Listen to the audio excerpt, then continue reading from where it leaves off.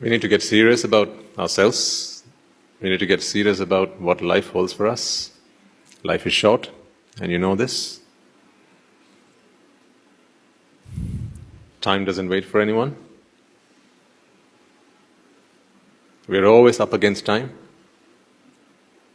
Every other victory that you make is time-bound.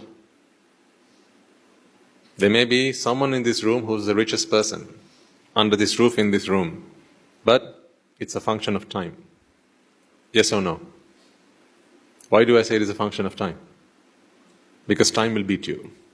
Meaning, it's only a matter of time before you are no longer the richest man here. Yes or no? Yes.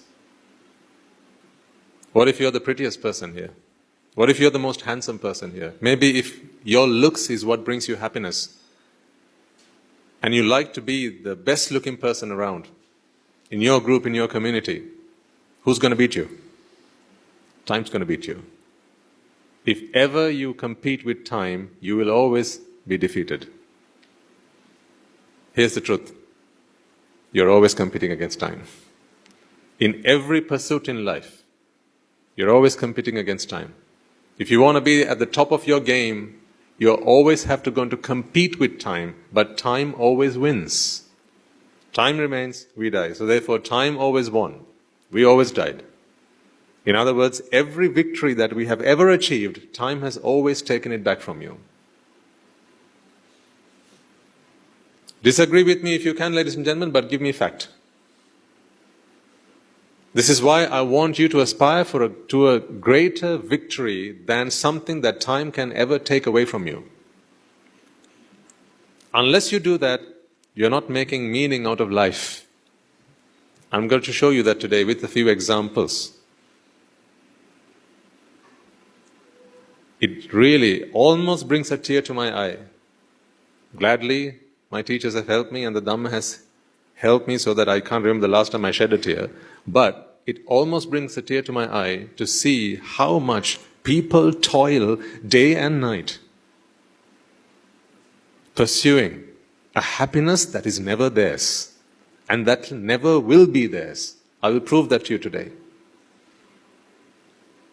You know you work your socks off, don't you? You know how hard you work. Sometimes it's physically intensive, other times it's mentally intensive. Do you remember your parents used to say, study hard so you don't have to labor, so you don't have to break your back trying to earn a living? But then there's you. You took that advice. Good advice was given and you took it. You studied. You worked hard. You took the courses. You went to the classes. You did your work. You strived.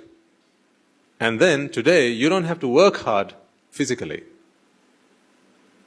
You get paid more than they do. Yes, they do the blue-collar jobs. You do the white-collar stuff. You get paid more than they do. But that's because you suffer mentally. They suffer physically. They do a lot of work that can be done by machines. They do a lot of work that can be done by oxen, horses.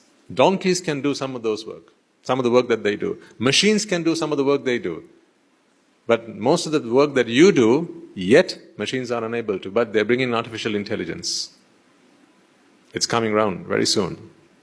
It's going to beat you. And then, soon enough, most of your jobs are going to become irrelevant. Then who are you going to go talk to? Over the next few years, ladies and gentlemen, work life, as you know, is going to change dramatically. Most of you will live to see this happen. Most of you will. The youth of today are going to have to be at the top of their game. This world is not competitive enough. Unfortunately, this world is not competitive enough for the youth of today to be relevant in 10 years' time. It's not competitive enough. So what do you think is going to happen? If it's not competitive enough, what do you think is going to happen? It's going to get even more competitive. It's going to get tougher. And life is going to become a real drain on everyone. because jobs are going to be harder to get, but at the same time, people's desires just keep on growing. What makes you happy today doesn't make you happy tomorrow. Soon enough, it's not going to be enough to take a trip on a jet to go on holiday, because everyone's going to be talking about how they went on vacation to the moon, and then people here in 20 years' time, 15 years' time, maybe even 10 years' time, you will feel undermined if you haven't set foot on moon before you die. It's going to be the next target. Don't you think that you are not going to be influenced by society? Never get into this wrong thinking. Well, society says these things, but we don't want it. Not so. Most of your choices today are influenced by whom? Why is your house that big? Why is your car that size?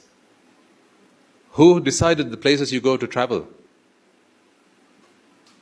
Most of these choices are determined by the community that you live in, by the society that you live in, and you can't help it because you have a vexing mind.